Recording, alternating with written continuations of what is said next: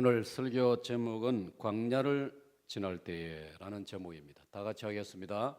광야를 지날 때에. 찬양대 시작. 여러분, 이스라엘 백성 이야기가 성경 전반에 흐르고 있습니다. 어떤 분은 궁금할 것입니다. 왜 지구상에 수많은 나라와 민족이 있는데 성경에는 이스라엘에 대해서 집중적으로 기록이 되어 있는가? 그것은 하나님께서 뜻이 계셔가지고 지구상의 수많은 인류와 민족 가운데서 이스라엘 백성을 선택하셨습니다. 그 선택하시는 장면은 창세기 12장에 나옵니다. 아브라함이라는 그 당대의 지상에서 비교적 가장 괜찮은 사람, 기준이 여러 가지 있겠지만은 어떤 성품이 원만하고 무엇보다도 이 아브라함은 어릴 적부터 왠지 모르게 하나님 주신 인간의 그 본능, 성품, 인격 가운데 가장 그 고상한 인격을 가졌어요. 그 고상함이 무슨 아주 수준 높은 예술을 추구하는 예를 들어서 그런 쪽이 아니고 창조주에 대해서, 신에 대해서, 하나님에 대해서 그는 깊이 생각을 많이 했고 옛날이나 지금이나 대부분의 사람들은 허망한 우상 숭배를 많이 합니다. 아무것도 아닌 해와 달과 별, 즉 한자로 말하면 일월 성신에게 절을 하고 또 괴상하게 생긴 바위나 고목나무나 또 바다나 연못이나 이런 걸 보고 숭배를 하고 또 아니면 손으로 뭘 만들어 가지고 히랍의 수많은 그 신화들, 제우스 신을 비롯해서 또 성경에 나오는 바알과 아세라, 우리나라로 말하면 여러 가지 불상들이라든지 이 사람의 손과 기술로 뭘 만들어 가지고 거기 절을 하고 거기 복을 달라고 거기에 재앙을 면하게 해달라고, 그게 옛날이나 지금이나 어두워진 사람의 본성 안에 숨어 있는 종교심이었습니다. 그런데 그 전례에 의하면 이 아브라함은 어린 소년 시절부터 회의를 가졌습니다. 이건 아닌데 사람 손으로 뭘 만들어 놓고 그걸 숭배하는 거, 그건 아닌데. 그리고 해와 달과 별 이런 걸 바라보면서 사람도 아니고 인격도 없는 저런 것 보고 절하고 두려워하고 복을 달라 하고 이건 아닌데. 그러면서 아브라함은 결국 절대적인 신, 전능하신 신이 계실 거라는 그런 마음에 어떤 종교심을 가지게 되었고 그게 결국 여호와 하나님을 찾는, 만나는 그런 은혜로 나아가게 되는 것입니다. 그래서 하여튼 하나님께서는 그 수많은 사람 가운데 아브라함을 선택하셨습니다. 그 아브라함을 오늘의 이스라엘의 조상이 되게 만든 것입니다. 그래서 아브라함은 이스라엘 민족의 조상입니다.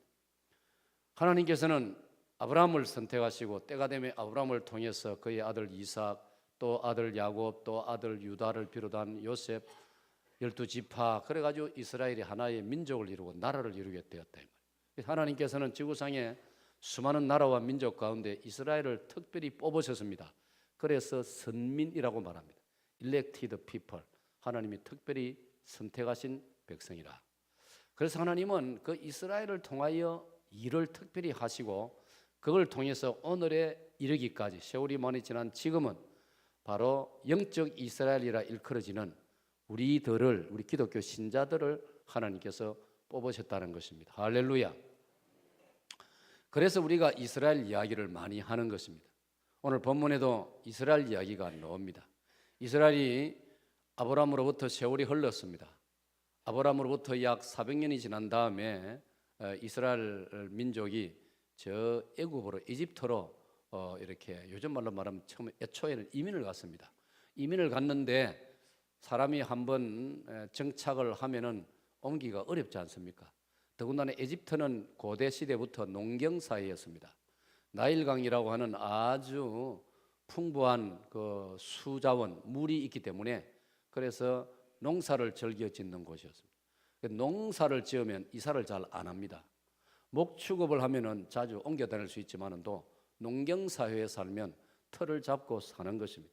우리나라가 바로 농경사회이기 때문에 우리는 대부분 조상 때부터 자리를 지키고 살고, 그래서 그 틀을 떠나기를 싫어하는 그런 거 있죠. 그리고 이스라엘 민족도 에집트에 살다 보니까 무려 자기 조상 야곱 때에 에집트로 이민을 갔는데 400년 이상을 에집트에서 살게 되었다 이 말이에요. 역사라는 것은 세월이 흐르다 보니까 여러 가지 변화, 무상한 일들이 벌어지는 겁니다.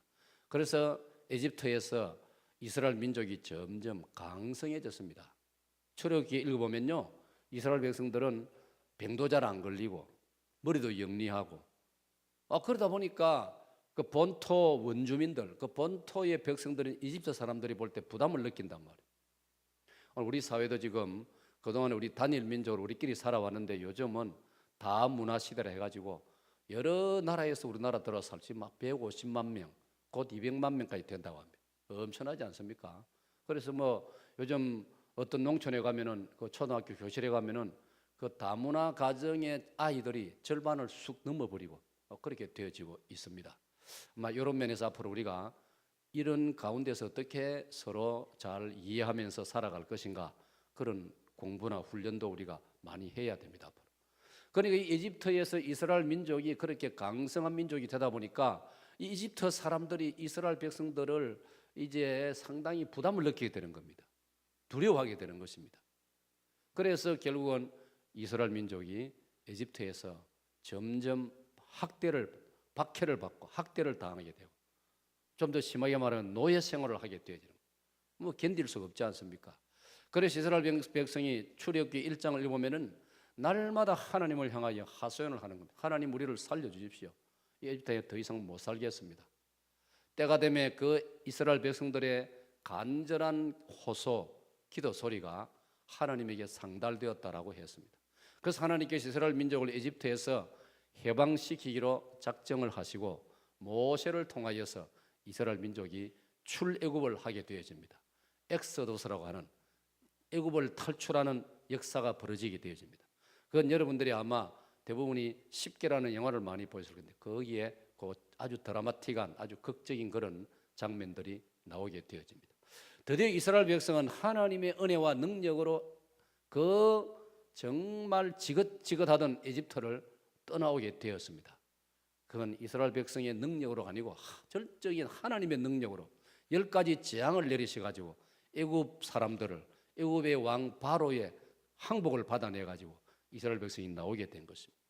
이걸 우리 성경에서는 신약 시대로 넘어와서 우리가 조상의 죄, 아담의 죄로부터, 우리 자신의 모든 억만 죄악으로부터 우리가 용서받아 하나님의 자녀가 되는 것은 전적으로 하나님의 도우심과 사랑과 은혜와 능력으로 되었다라고 성경은 말씀하고 있는 것입니다. 우리가 구속된 것은 우리가 무슨 잘나거나 무슨 돈이나 물질이나 공로를 통해서가 아니고 전적으로 어린 양 예수 그리스도, 예수님의 십자가 보혈의 능력으로 말미암아 우리의 모든 억만 죄악이 용서받은 줄로 믿으시기를 바랍니다. 이스라엘 백성이 에집트에서 그 노예 압제 사슬에서 자기들 힘으로는 전혀 벗어날 수 없었던 것처럼 우리들도 마귀로부터, 지옥으로부터, 죽음으로부터, 이 억만 죄악으로부터 우리 힘으로는 결코 벗어날 수가 없었는데 우리 주 예수 그리스도의 십자가 보혈의 능력으로 우리가 풀려나고 해방된 줄로 믿으시기를 축원합니다. 그 다음에 어떻게 될 것이냐? 사랑하는 여러분, 우리는 그 다음에 대해서 훈련이 좀 부족합니다.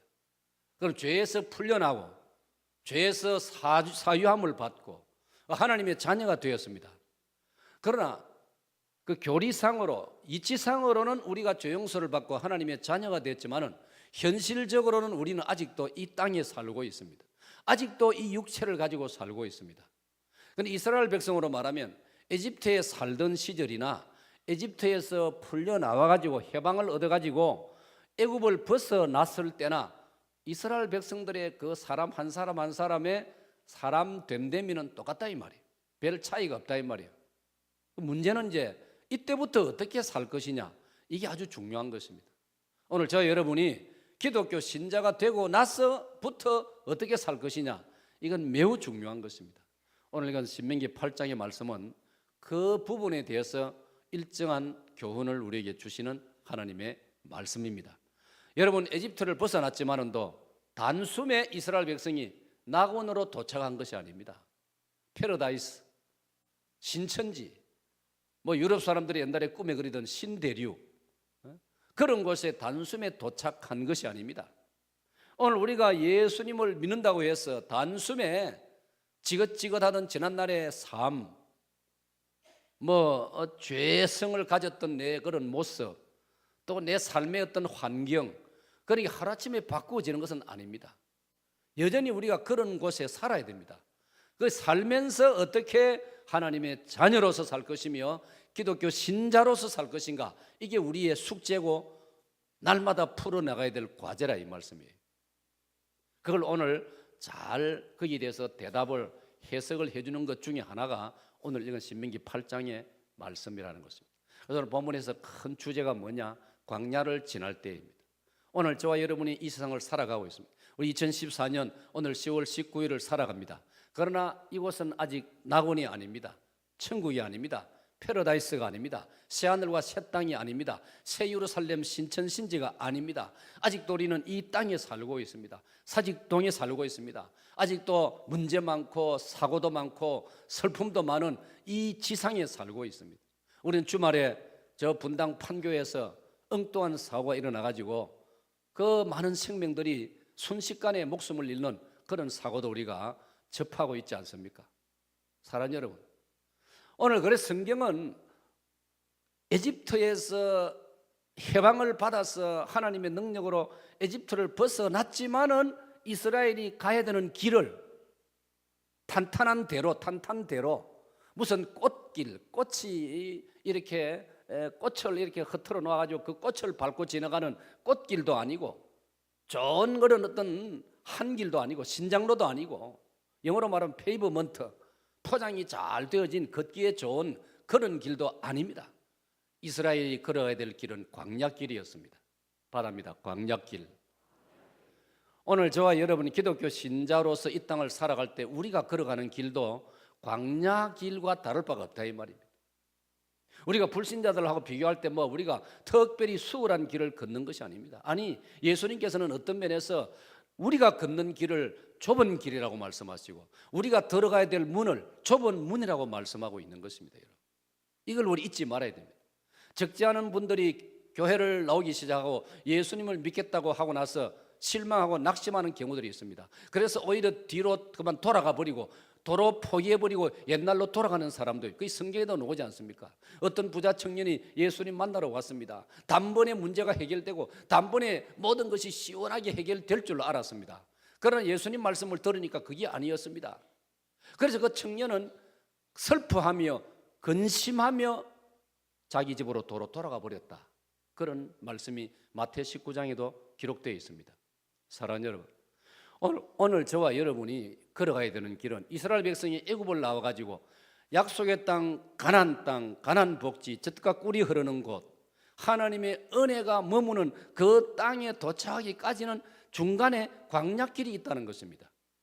그 광야길을 왜 가야 되었는지, 성경적으로 보면 이스라엘이 하나님 앞에 불순종하고 교만하고 나쁜 그 죄를 짓기 때문에 그런 측면도 있습니다. 그러나 여러분, 하나님이 그걸 굳이 갈봐가지고 자기 백성을 죽으라고 고생하라고 자기 백성이 고생하는 것 하나님이 보시기 좋아가지고 아이고 고소하다, 전혀 그렇지 않습니다. 기왕 그렇게 된 바라면 그 광야길을 통해서 의미를 찾도록 하시는 것이 하나님의 뜻인 줄로 믿습니다. 학생이 학교를 들어갔다면 그냥 적당히 공부해가지고 세월 보내고 졸업장 주면, 여러분, 그건 제대로 되는 게 아닙니다. 기왕 학교를 들어갔다면 철저히 공부를 하고 주간 시험을 치고 월말 시험을 치고 학기말 시험을 치고 이렇게 달달 볶아가지고 제대로 공부를 시켜야 되는 것이에요. 우리 부모라면 그걸 희망하고 그런 걸 오히려 기대하고 좋아해야 됩니다. 너무 자기 자녀들을 갖다가 요즘은 하나 둘 뿐이라 해가지고 우다 사가지고 그 선생님들이 꼼짝 못하게 만들고 조금만 건드리면 어쨌다고, 이건 아주 좋지 못한 풍조입니다. 성경을 읽어보면요, 선생님을 부모님 못지않게 권위를 부여하고 선생님들에게 이 아이를 제대로 가르치도록 성경 그렇게 우리에게 교훈을 주고 있지 않습니까? 마찬가지로 우리가 기독교 신자가 되었다면 하나님께서 그냥 우리로 하여금 이제는 막 아무 근심 걱정 없고 막 고생도 없고 막 걱정할 것도 없고 막 그저 누워서 떡 먹기 식으로 그렇게 인생을 살아가도록 해 주실 것이라고 기대한다면 이건 전혀 성경을 잘못 배운 것이고 잘못 이해한 것이라 이 말이에요. 그렇기 때문에 우리 하나님 말씀을 제대로 가르쳐야 되고 제대로 배워야 하는 것입니다. 받아봅시다. 우리의 가는 길은 광야길입니다.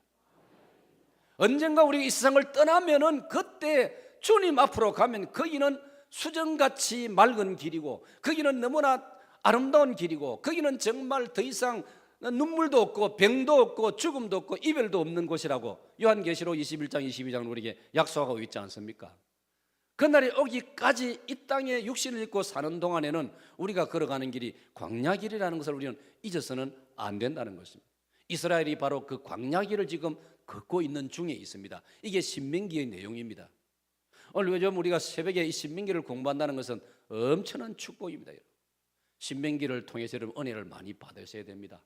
가능하면은 새벽에 기도 많이 오시고 또 오시기 어려운 분들은 집에서 우리 교회 복 있는 사람 새벽기도 교재를 행정실에서 구입해가지고 그 2달 쓸 수 있으면 한 번 구입하면 그 얼마나 좋습니까? 그걸 펼쳐놓고 교회와 같이 보조를 맞추면서 우리가 매일매일 영적인 교훈을 받아 나간다면 나도 모르게 내 신앙이 자리를 잡아가고 내 신앙의 틀이 갖추어지고 그리고 내 삶이 영적으로 육적으로 부유해지는 것입니다. 이 은혜를 누리시기를 축원합니다. 저는 정말 요즘 신명기에서 큰 은혜를 받고 있어요. 요즘 하나님이 은혜를 주시니까 이 신명기를 바라보면 새롭게 눈이 열리고 이 신명기의 말씀들이 새롭게 제 마음으로 다가옵니다. 그래서 이 귀한 복을 여러분과 함께 이렇게 나누고 있는 것입니다.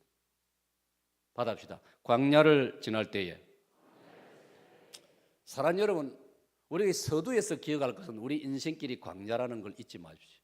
여러분 혹시 요즘 여러분이 어려움을 만난다고 해서 너무 걱정하시거나 너무 두려워하시거나 너무 불안해하십니까?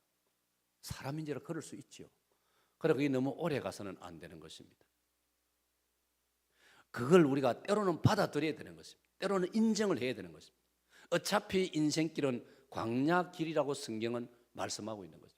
베드로전서 2장 12절을 보면은 우리 길을 가리켜 나그네 길이요 행인이라고 했습니다. 여러분 길 가는 사람 행인 나그네 행인과 나그네가 그래 만푸장 같은 삶을 기대하고 그 폭신폭신한 그런 침대를 기대하고 뜨끈뜨끈한 진수성찬을 기대해서 되겠습니까? 나그네와 행인은 그런 걸 기대 안 합니다. 바싹 마른 빵 한 조각 그저 찬물 한 컵만 있어도 감사합니다 하고 그거 먹고 요기하고 힘내가지고 또 갈 길을 걸어가는 것이 나그네고 그게 행인입니다. 사랑하는 여러분, 오늘 우리 주변에는 여지없이 나그네 인생을 보여주는 생생한 그런 삶의 이야기들이 얼마나 많습니까? 더러운 이단 사이비 그런 교주가 돈의 눈이 어두워가지고 자기와 자기 가족밖에 모르고 그래가지고 수많은 사람들 등을 쳐먹고 거짓된 사기성 농후한 그런 사업이라는 이름으로 명목을 세워가지고 더러운 돈을 끌어들여가지고 그러기 위해서 엉터리 배를 만들고 엉터리 사업을 해가지고 5월달에 서해에서 수많은 젊은 아이가 물속으로 수장되는 이런 사고를 우리 온 국민이 겪고 얼마나 힘들어하고 있습니까, 여러분? 거기에 어린 고등학생들 그 정말 꽃다운 꽃같이 아름다운 그 한창 피어나는 그런 아들, 딸을 잃어버린 부모님들의 그 가슴이 지금 어떻겠습니까?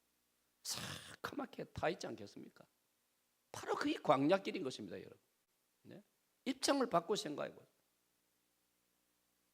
저 같은 사람이 만약 내가 고등학생밖에 안 되는 내 아들, 딸이 그런 사고를 당했다면 나같이 마음이 여리고 나같이 정이 많은 사람, 내가 정이 많습니다, 여러분.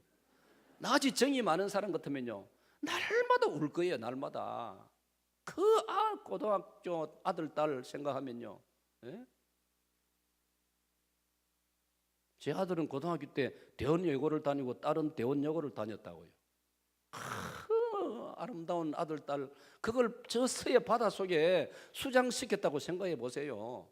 어떻게 살 수 있겠습니까? 어떻게 목에 밥이 넘어갈 것이며 물이 넘어갈 것이며 어떻게 밤에 잠이 오겠습니까? 우리가 이 사고에 대해서 이 이상한 정치하는 사람들이 자기들 이용하려고 이걸 이용하는 바람에 그게 본질이 벗어나는 바람에 온 국민이 피로감을 느끼고 있지만은 실제로 그 부모들을 생각하면요, 참 이거는 가슴 아픈 일이고 너무나 답답한 노릇이에요. 이게 여러분 인생이고 광야라 이 말이에요. 오래전에 1975년도쯤 돼서 벌써 40년 전이에요. 한 40년 전에 저희가 고려신학대학원 졸업반 때 졸업여행을 설악산으로 갔습니다. 부산을 우리 송도 신학대학원을 그때 출발해가지고 백제 부여를 돌아가지고 지금이야 백제가 아니지만은 그 부여 쪽으로 해가지고 서울 또 워크힐 말 만드는 워크힐 돈이 없어서 들어가서 커피도 한 잔 못 사 먹고 도로를 따서 한 바퀴만 빅 두르고 그래가지고 저 설악산으로 갔습니다. 설악산에 가서 이제 우리 비교적 우리 젊은 친구들은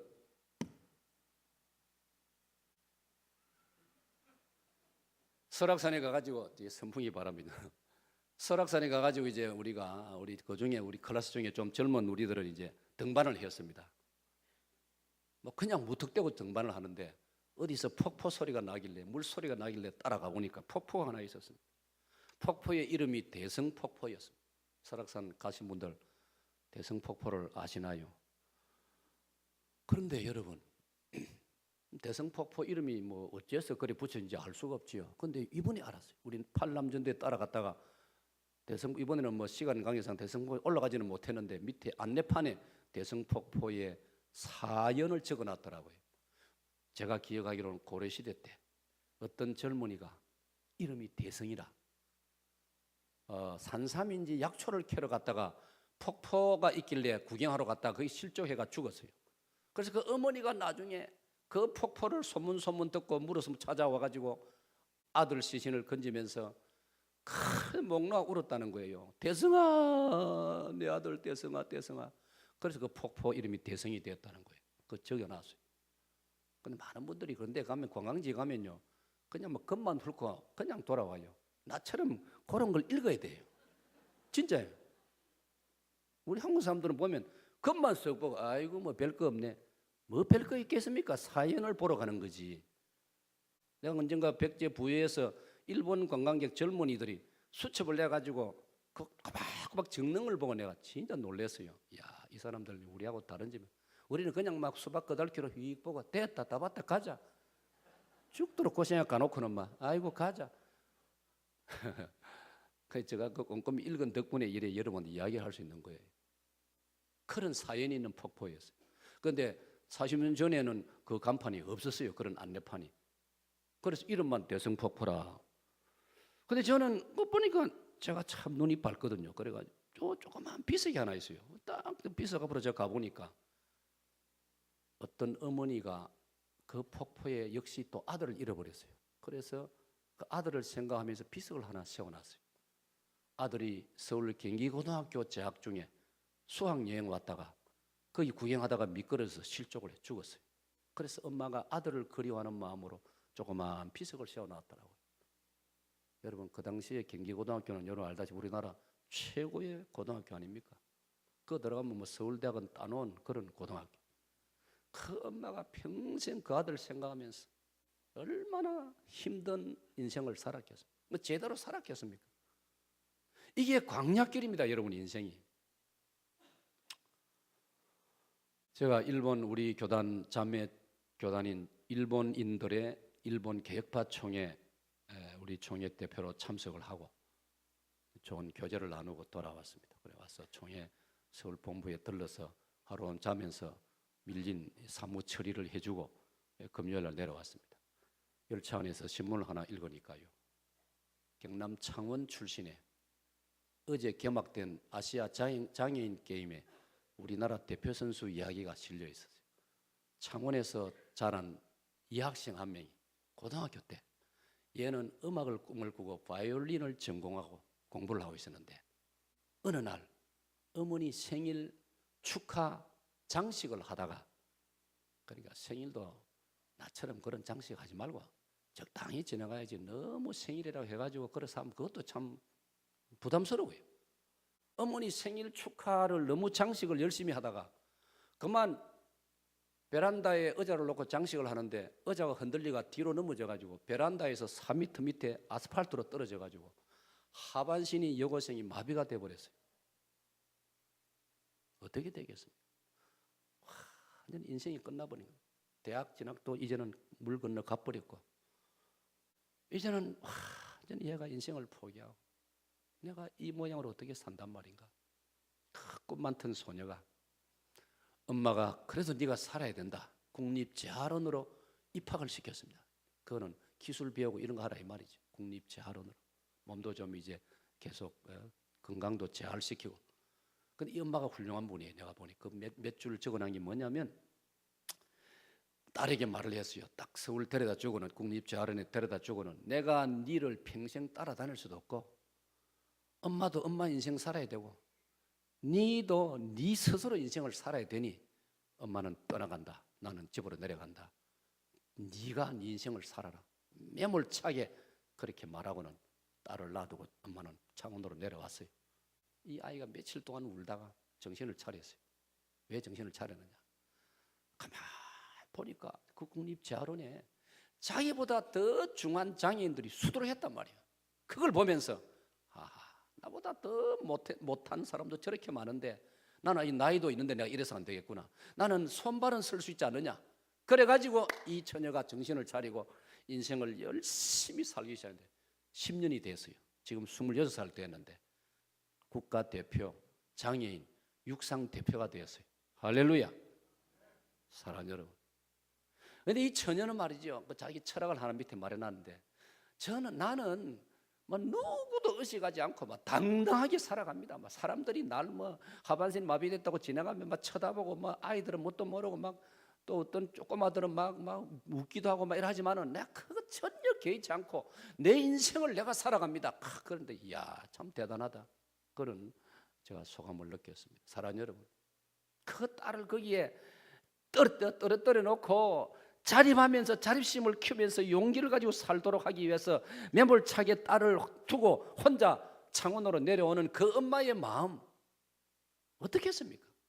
여러분, 이게 바로 인생이 광야라는 것을 말해주고 있는 것입니다.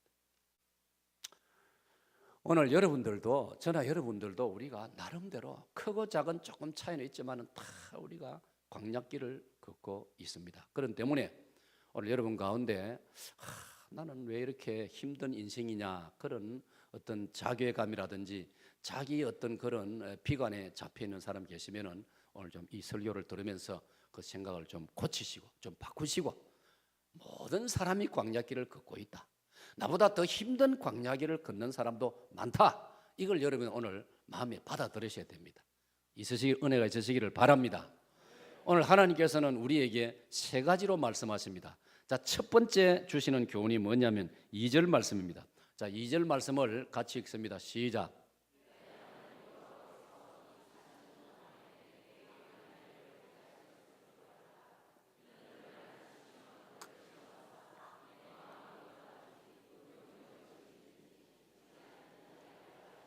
자, 여러분, 오늘 하나님이 주시는 이 광야길을 지날 때 우리에게 하나님이 주시는 첫 번째 교훈이 뭐냐?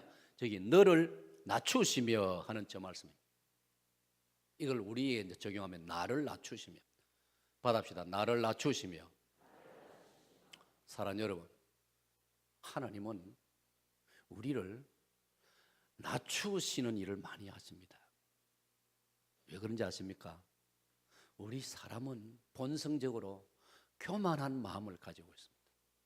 그리고 하나님은 본성적으로, 잘 들으세요, 하나님은 체질적으로, 본성적으로 하나님은 교만을 무지무지 싫어하시는 분입니다. 아예 하나님은 딱 질색입니다. 교만은 딱 질색입니다. 오늘 우리가 이걸 좀 잘 몰라요. 우리가 하나님의 형상대로 지음받았음에도 이러한 하나님의 성품을 잘 몰라요. 하나님께서는 교만을 얼마나 싫어하시는지, 거부감을 가지시는지, 오늘 우리 온 세계가 에볼라라는 이 지금 무서운 전염병을 무서워하고 싫어하는 것 못지않게 하나님은 교만을 싫어하시는 거예요. 어제 에볼라 때문에 온 세계가 벌벌 떨고 있어요.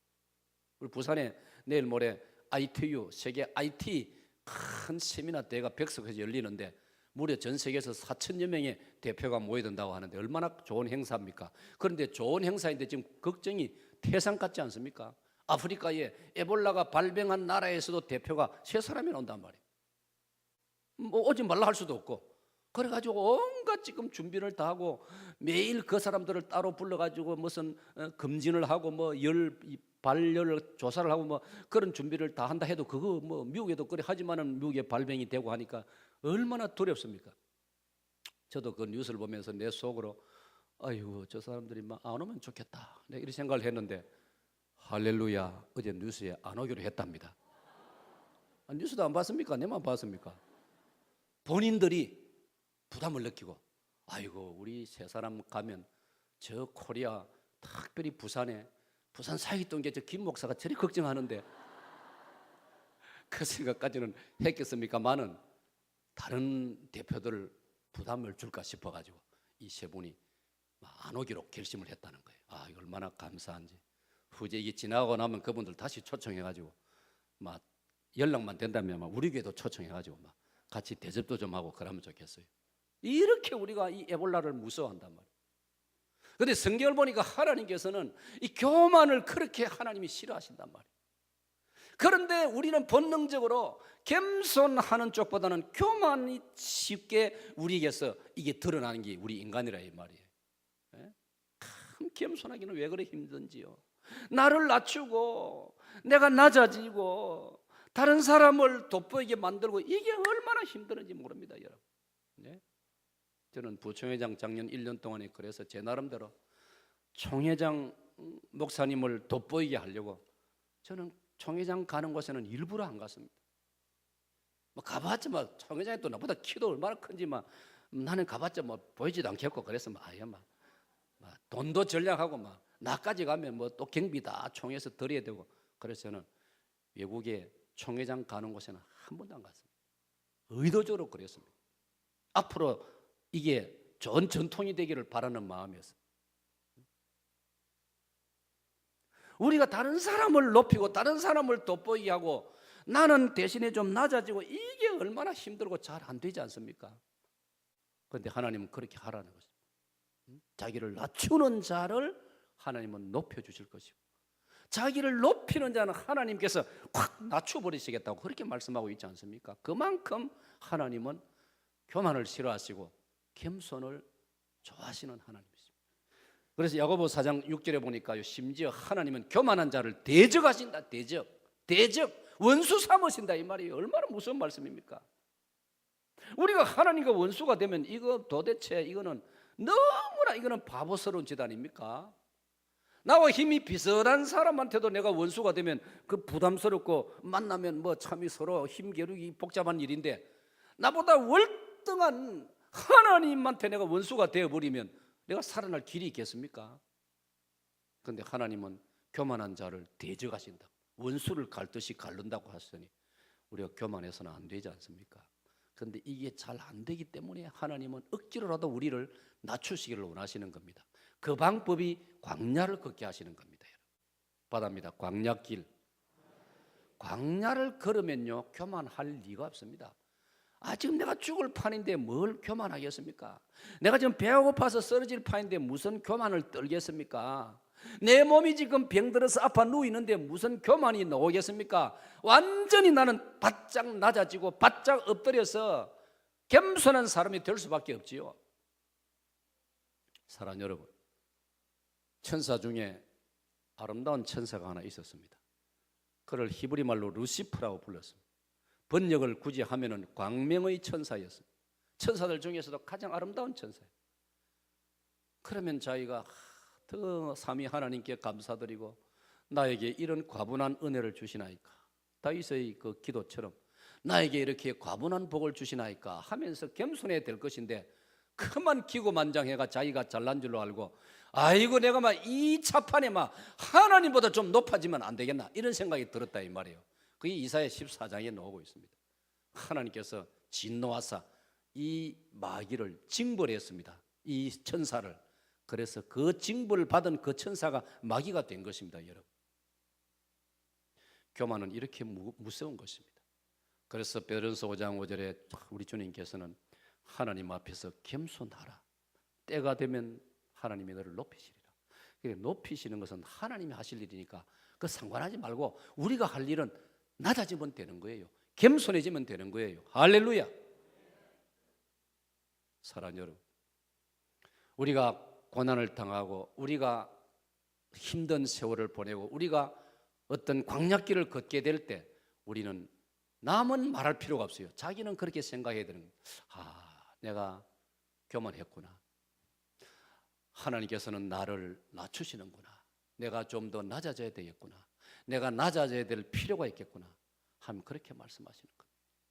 사랑하는 여러분, 2009년에 많은 저를 사랑하는 동력자들이, 선후배들이 저를 고신총회를 위해서 일하라고 2009년에 저를 부총회장으로 추대를 했습니다.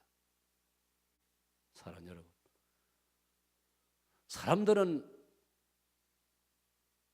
조금이라도 제가 승리를 할 것이라고 판단을 그런 여론이었습니다.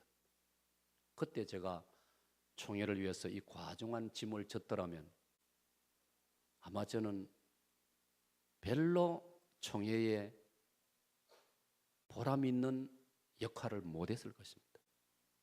아니 어쩌면 상당히 저 때문에 총회가 손해를 볼지도 몰랐습니다. 하나님께서는 저를 허락을 하지 않으실 뿐 아니라 저를 낮추셨습니다. 그래서 여러분 아시다시피 제가 어려운 상황에 들어가게 되었지 않습니까? 하나님은 저를 완전히 낮추셨습니다. 제가 땅바닥으로 떨어졌지 않습니까? 완전히 제가 탈진했습니다.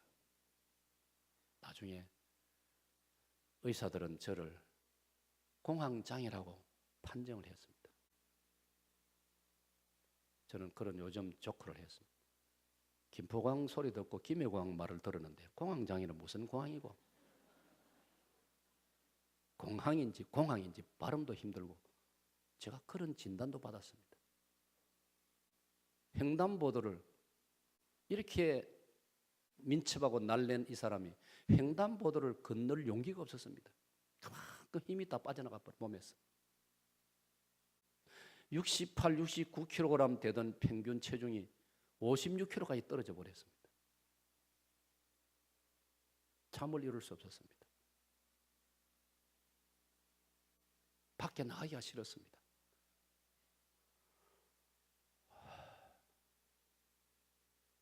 유명하다는 의사에게 저를 데려갔습니다. 우리 장로님들이 또 주변의 사람들이 저를 우울증이라고 불면증이라고 진단을 내렸어요. 사랑하는 여러분, 이게 다 복합적으로 어울려져 가지고 저는 완전히 바닥으로 떨어졌습니다. 누구도 만나고 싶지 않았습니다. 아니, 다른 사람 얼굴 만나는 것이 부담스러웠고 나중에는 불안했고 두려웠습니다. 창피했습니다. 다른 사람들의 얼굴을 빤히 쳐다볼 수가 없었습니다. 그러면서 시력도 사라지고 기억력도 사라졌습니다. 성경 구절이 한 구절도 떠오르지 않았습니다. 여러분 알다시피 설교를 할 수가 없었습니다. 목사가 설교를 못하면 그만두어야죠. 저는 철학이 그렇습니다. 축구 선수가 볼을 더 이상 골을 못 넣고 아무리 시간을 줘도 골을 못 넣고 가수가 무대에서 노래를 못 부르면 무대에서 내려와야지. 목사가 설교가 안 되는데 어떻게 목사 일을 할 수 있습니까?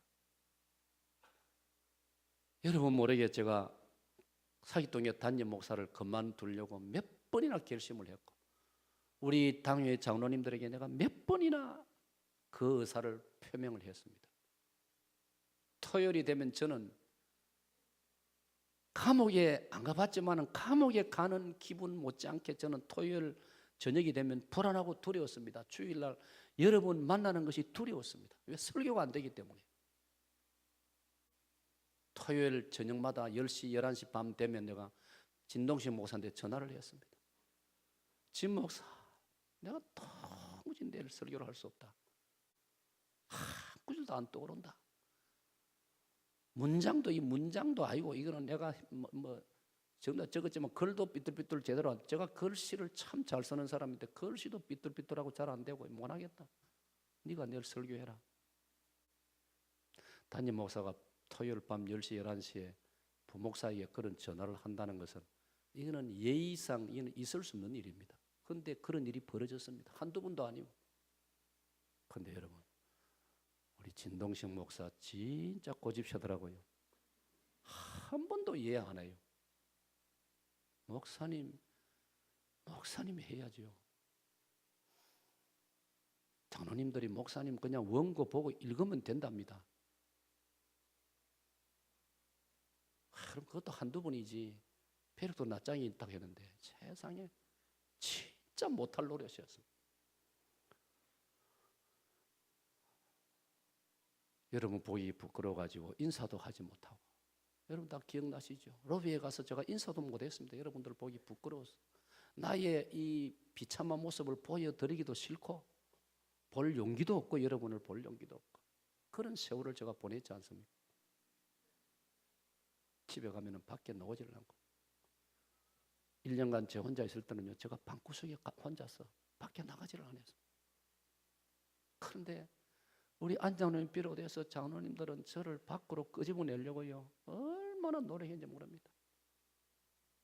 바쁜 사람들. 우리 안장로님은 세상에서도 제일 바쁜 사람인데 그걸 찾아와가지고 날 밖으로 끌고 나와가지고 운동을 시키고 몸에 좋은 걸 사 먹이려고 노력하고, 우리 모든 장로님들이 다 달라붙을 수는 없으니까, 시간이 없으니까 서기 장로님들이 대표해가지고요, 우종학 장로님, 이다로 장로님 해가지고 저를 데리고 오른데 호수로 데리고 가가지고 산책을 시키고 도시락을 사가지고 같이 다니고, 정말 비참한 세월을 보냈어요. 저는 정말 여러분 중에 한 분도 저를 알지 못하도록 먼 곳으로 저는 도망가려고 했습니다. 그래서 잊혀진 사람으로 살려고 했습니다. 아니, 하나님께서 나를 데려가시기를 제가 정말로 원했습니다. 그래서 제가 열왕기상 19장 4절 말씀을 회복되고 나서 정말 그 말씀을 제가 은혜를 받고 있는 거예요. 엘리야가 죽고 싶어가지고 주여 이제 나는 죽고 싶습니다. 제발 날 좀 데려가십시오. 그게 저의 심정이었습니다. 하나님께서 저를 광야길을 걷게 하셨습니다.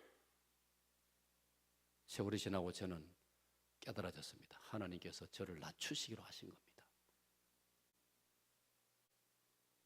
여러분을 위해서 이 시대에 좀 그래도 괜찮은 교회를 섬겨야 되기 때문에, 그런 교회도 있어야 되기 때문에 고신총회를 한국 교회 안에 좀 괜찮은 총회로 그래도 섬기도록 하기 위해서 하나님은 저를 낮추사 훈련시키셔가지고, 사람의 생각으로는 2009년이었는데 하나님께서는 아니야, 2013년, 2014년이야. 하나님은 4년, 5년을 미루신 것입니다. 그 안에 저를 낮추신 겁니다. 완전히 땅바닥으로까지 저를 낮추신 것입니다. 사랑하는 여러분,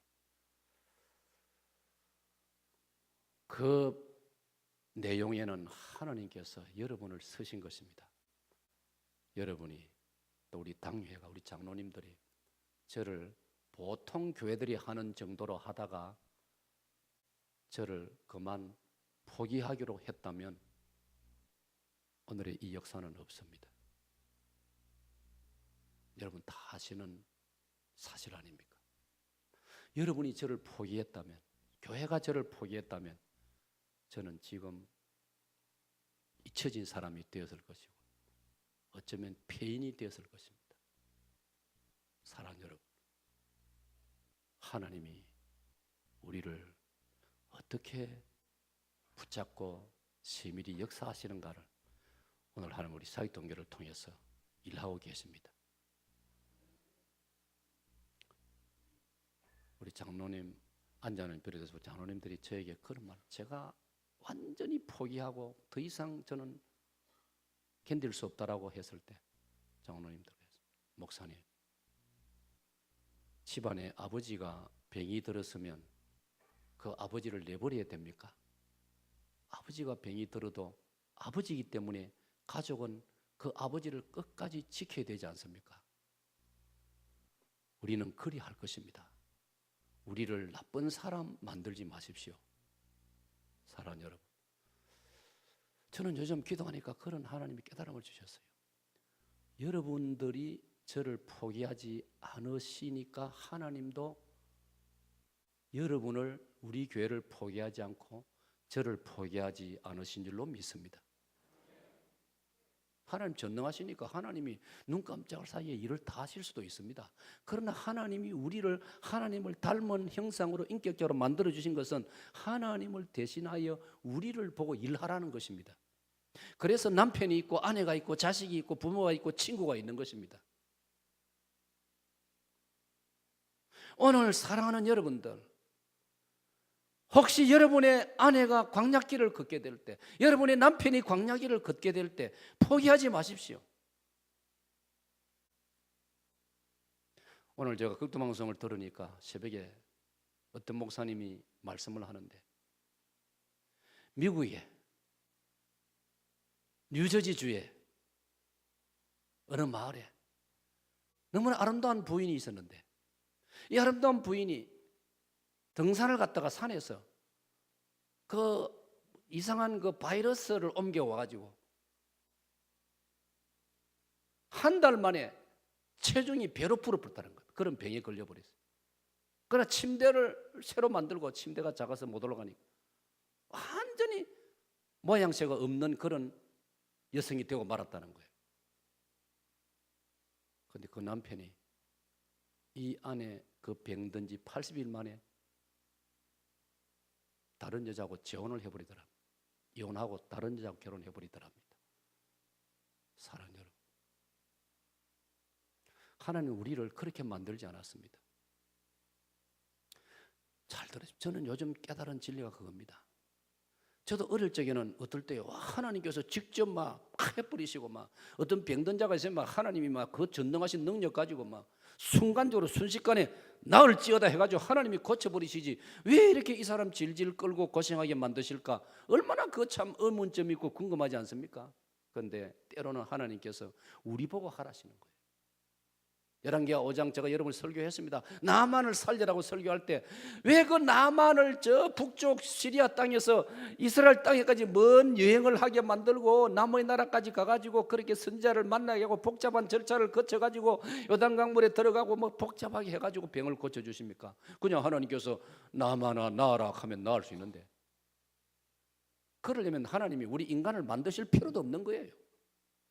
우리를 만드신 것은 우리를 존중하신 하나님께서 너희들끼리 해라, 너희들끼리 도와라, 너희들끼리 붙들어주고 너희들끼리 세워주고 너희들끼리 격려하고 너희들끼리 살려주고 하라는 겁니다.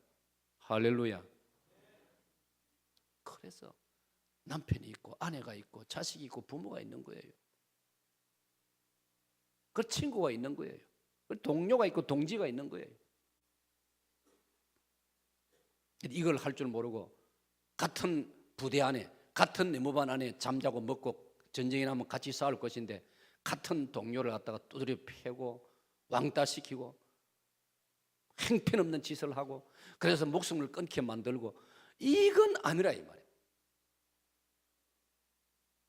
광야길을 걷고 있는 사람이 있을 때 이 광야길을 잘 통과하도록 그를 도와줘야 되는 겁니다. 나도 언젠가 광야길을 뜻밖의 걸을 수도 있다는 걸 우리가 잊지 말아야 하는 것입니다. 사랑하는 여러분, 두 번째로 광야길을 걷게 하시는 것은 3절 말씀을 보면 이렇게 말씀하고 있습니다. 3절 말씀을 다 같이, 3절 말씀 같이 읽겠습니다. 시작. 너를 낮추시며 너를 줄이게 하소서.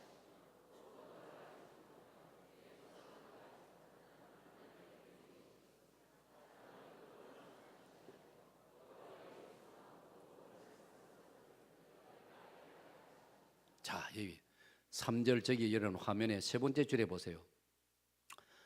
니도 모르고 니 조상도 알지 못하던 만나를 니게 먹이신 것은, 만나라는 단어가 나왔어요. 사랑하는 여러분, 이스라엘 백성들이 광야를 통과하는 일이 없었다면 인류 역사에 만나도 내려오지 않았습니다. 중요한 이야기입니다. 광야를 걷는 사건이 벌어졌기 때문에 만나가 하늘에서 내려온 것입니다. 생각해 보세요, 여러분. 저와 여러분 살아오면서 만나를 먹어보았습니까? 우리는 안 먹었습니다. 왜? 우리는 기름진 한반도 금수강산에 살고 있으니까 만나가 필요 없습니다. 그래서 하나님이 우리한테는 만나를 안 주십니다. 하늘로서. 이스라엘이 광야를 지금 통과하기 때문에 만나가 없으면 이스라엘 백성 먹을 게 없습니다. 그래서 만나를 주시는 거예요.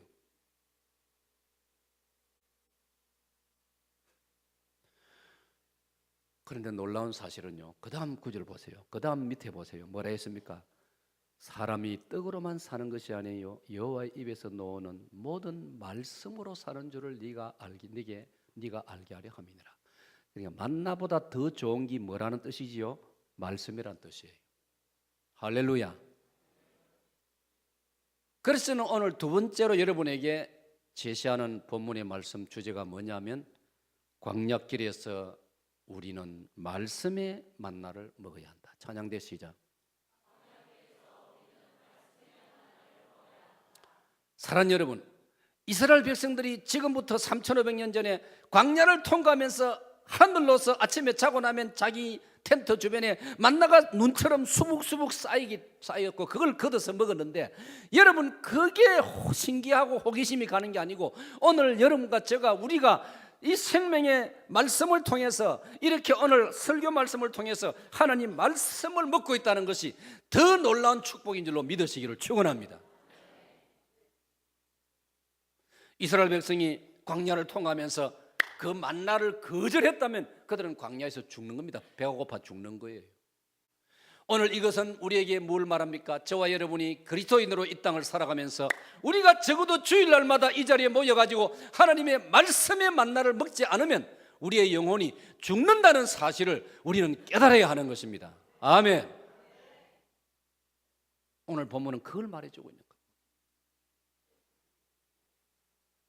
광야길을 건강하게 무사히 통과하려면 하늘로서 내리는 그 하늘의 신비로운 음식 만나를 날마다 먹어야 되는 겁니다, 여러분. 날마다 먹어야 되는 거예요. 그래서 이스라엘 백성들은 그 성경 보면요, 부지런히 거두었습니다. 아침에 눈만 뜨면 나가서 만나를 거두었습니다. 가족별로, 가족 숫자대로 먹을 만큼 정해져 있는 그 만나 양을 거두어 왔습니다, 집으로. 오늘 사랑하는 여러분, 이 말씀을 우리에게 적용하면 여러분의 집에 가족 수대로 이 자리에 오셔가지고 하나님의 영의 말씀을 먹음으로 그게 여러분에게는 만나가 된다는 사실을 오늘 깨달아야 되는 것입니다. 여러분의 가족 중에 아직도 주일이 되어도 이 자리에 앉지 아니하고 하늘의 만나를 먹을 줄 모른다면 여러분의 그 가족의 영적인 상태는 지금 비참하게 되고 있다는 걸 여러분은 잊어서는 안 된다는 것입니다. 이 놀라운 장면을 세월이 한 500년 지나고 난 다음에 이스라엘 백성들이 시편 105편에서 이렇게 기록하고 있습니다. 시편 105편 40절 41절에 보면 그들이 구한 적 메추라기를 가져오시고 또 하늘의 양식으로 그들을 만족하게 하셨도다. 반석이 여신 적 물이 흘러나와 마른 땅에 강같이 흘렀으니. 광야를 통과하는 이스라엘 백성에게 하나님께서는 하늘로서 메추라기를 내려주시고 만나를 내려주시고 그 견고한 바위가 터져서 생수가 터져나오게 하시는, 그걸 먹고 살도록 해주시는. 그래서 오늘 시편 105편에는 그 하나님 주시는 양식을 일컬어서 받합니다. 하늘의 양식으로, 하늘 양식으로. 얼마나 놀라운 말씀인지 모릅니다. 그래서 저는 이 찬송을 좋아합니다. 376장 나그네와 같은 내가, 같이 한번 부르겠습니다. 나그네와 같은 내가 힘이 부족하오니 전능하신 나의 주여 내 손 잡고 가소서. 하늘 양식 내게 먹여 주소서. 하늘 양식 내게 먹여 주소서. 아멘. 바랍니다. 나그네와 같은 내가, 나그네 되었던 이스라엘 백성이 광야를 통과할 때 하늘 양식 만나를 먹었듯이 오늘 이 시대 베드로전서 2장 12절에 가면 우리들도 나그네이기 때문에 나그네 된 저와 여러분이 이 땅을 지나가는 동안에 하늘 양식 하나님의 말씀을 먹어야 될 줄로 믿습니다. 그래서 사람이 떡으로만 사는 것이 하나님 입에서는 말씀으로 살 것이니라. 베드로 사도는 주여 영생의 말씀이 계시니 우리가 누구에게로 가오리까? 데살로니가전서 2장 13절에 보면 바울 사도는 자기가 목회한 여러 교회들 가운데 가장 가슴에 남는 교회 중 하나가 데살로니가 교회인데, 그 데살로니가 교회는 예배당이 건물이 좋아서도 아니고 바울 사도에게 사례를 많이 주어서도 아니고, 그 데살로니가 교인들이 부자 교인들이고 멋있는 지성인들이고 그래서가 아니고, 살전 2장 13절에 보면 저렇게 나와 있습니다. 찬양대 시작.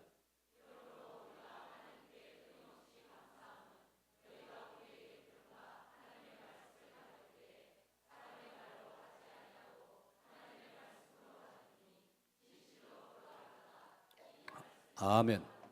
되었습니다. 자세히 보세요. 바울 사도가 데살로니가 교회를 향하여 끊임없이 감사하다고 했습니다. 그 이유가 뭡니까? 너희가 우리에게 들은 바 하나님의 말씀을 받을 때에 사람의 말로 받지 아니하고 하나님의 말씀으로 받음이니 진실로 그러하도다.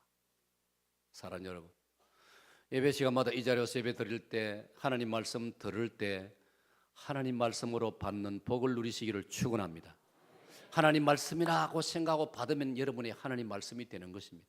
우리 사역동교회는 신앙의 정통과 생활의 순결을 지향하는 2000년 기독교 역사의 가장 오리지널, 가장 정확한 복음을 계승해 오는 교회 중에 한 교회입니다. 여러분 하나님 앞에 감사하시기를 바랍니다. 여기서 여러분 하늘 양식을 마음껏 받으시기를 축원합니다. 그래야 광야길을 안전하게, 건강하게, 무사히 통과할 수 있음을 믿으시기를 바랍니다. 중간에 어중간하게 잘못된 길로 들어서 가지고 이상한 곳으로 흘러가지고 인생을 망치고 영혼을 망치는 사람들이 한국 땅에도 적지 않습니다. 이 광야길 걷는 동안에 여러분 끝까지 진정한 하늘 양식을 적어도 주일마다 받아먹는 여러분 되시기를 축원합니다. 마지막 세 번째로 10절 말씀을 보겠습니다. 10절 말씀 다 같이 읽습니다. 시작.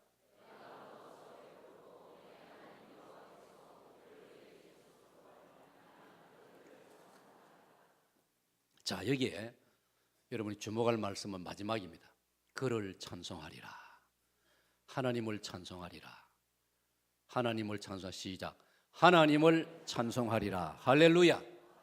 사랑하는 여러분, 놀라운 말씀.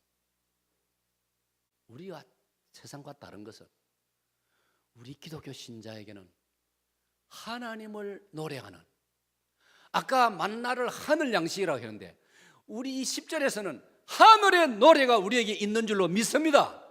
할렐루야. 세상 노래는 아무리 불러봤자 그거요, 득되는 거 하나도 없습니다. 안타깝지만은 주말에 분당 판교에서 그 세상 노래 부르는 가수 불러놓고 그거 구경하다가 큰 비참한 사고가 났지 않습니까? 에? 오늘 사랑하는 여러분, 하늘 노래, 하늘의 노래, 신령한 노래, 영의 노래를 부르는 여러분 되시기를 축원합니다. 저는 어느 해 새생명 축제 때 우리 안장로님을 강사로 해서 했지 않습니까?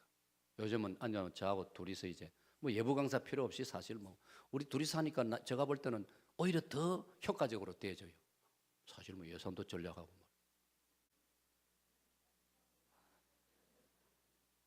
근데 어느 해 제가 감동을 받았어요. 안장로님이 그 불신자들 초청한 자리에서 하나님 메시지를 전하면서 이런 표현을 했어요. 여러분, 우리 기독교는 초상집에서도 노래를 부릅니다. 여러분, 우리 기독교는 장례식장에서도 노래를 부르는 이상한 곳입니다. 야, 내가 그 표현에 은혜를 받았어요. 저는 뭐 성경만 강조하다 보니까 그것까지 생각 못했는데 역시 음악을 전공해 놓으니까요. 초상집에서 노래를 부르는 게 우리 기독교라. 할렐루야. 그렇지 않습니까, 여러분? 초상집에 가서 노래 부르다가는 몽디 찜찜질 당합니다. 그런데 우리는 장례식장에서도 초상집에 가서도 찬송 배우고 노래하자 하면 유족들이 다 따라서 같이 찬송합니다. 할렐루야. 저기 보세요. 광야길을 걸으면서도 우리는 찬송을 부릅니다. 하나님을 찬양합니다. 왜 그렇습니까? 우리는 소망이 있기 때문에. 그리고 찬송을 부르면 우리가 살아나기 때문인 줄로 믿습니다. 찬송을 하면은 두려움이 사라집니다, 여러분. 그러니까 역대하 22장 보면은 여호사밧 왕이 숫자와 군사력이 월등한 적군과 싸울 때, 아람 나라와 싸울 때 이 여호사밧 장군이 숫자도 군인 숫자도 모자라고 무기도 모자라고, 그러나 여호사밧 장군이 찬양대를 불러가지고 찬양을 하면서 전쟁을 하니까 이스라엘 군인들이 용기 백배해가지고 승리했지 않습니까? 할렐루야. 바울 사도가 복음을 전하다가 빌립보라는 도시에서 불신자들에게 두드려 맞고 감옥에 갇혔는데 사도행전 16장 24, 25절에 보면은 밤중쯤 되매 바울과 실라가 하나님을 찬미하며 다른 감방 호실의 죄수들이 다 듣더라. 할렐루야. 바울도 사람입니다. 낮에 두드려 맞으니까 상처가, 고통이, 통증이 아프고 불안하기도 하고 내일 어떻게 될까 두렵기도 하고, 그러나 그들이 찬송을 부를 때 불안이 사라지고 바울과 실라의 심령 속에 기쁨과 소망이 넘쳐난 줄로 믿습니다. 저도 어릴 적에 집에서 야산을, 저 말씀드린 여우산이라는 야시산을 넘어서 예배당을 다닐 때 어린 마음에 찬송을 불렀습니다. 하나님은 나의 목자시니 내게 부족함이 없으리로다. 나로 하여금 푸른 풀밭에 눕게 하시며 잔잔한 물가로 인도하여 주시네. 이 줄도 있어요.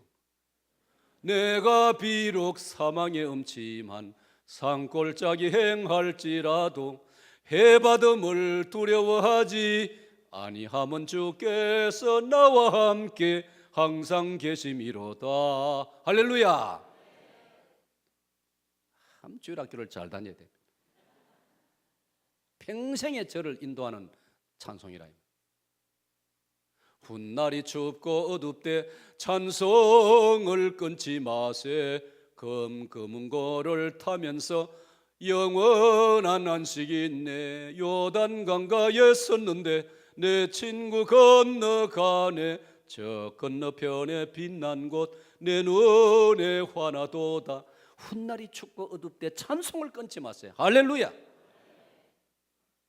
사랑하는 여러분, 심령 속에 찬송이 터져나오는 사람은 이미 복받은 사람인 줄로 믿습니다.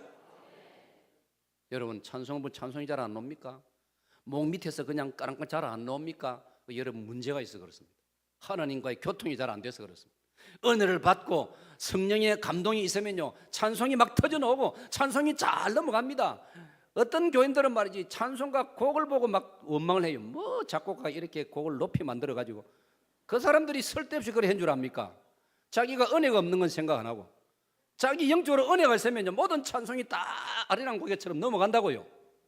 이제 반성하세요. 잘 안 넘어가면은 아이고 내가 요즘 은혜가 없구나. 주여 용서해 주시옵소서. 이 곡도 아리랑 고개처럼 잘 넘어가게 해 주시옵소서. 그래 해야 됩니다, 여러분. 예? 저는 요즘 하나님 찬송 연을 주시가 새벽기도 시간에 막 계속 찬송하고 싶어가지고 개인기도 시간에 막 계속 찬송이 나오는데 그때 얼마나 평강을 누리고 하나님이 은혜를 주시고 힘을 주시고 기쁨을 주시고 소망을 주시고 이 은혜가 있으시기를 축원합니다.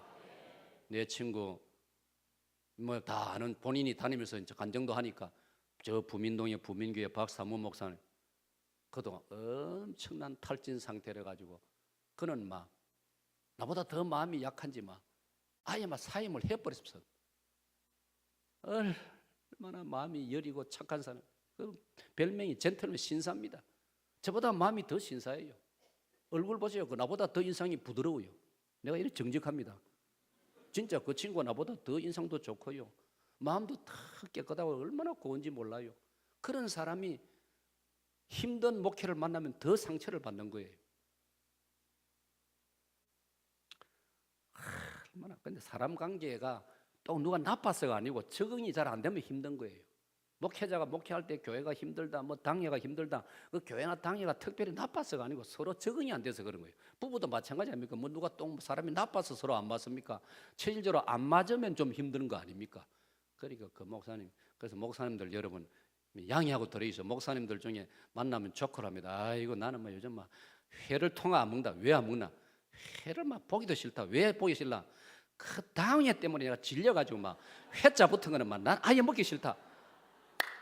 조커 삼아 농담 삼아 하는 말이 농담 속에 빼가 있다고. 장로님들 잘 들어있어요.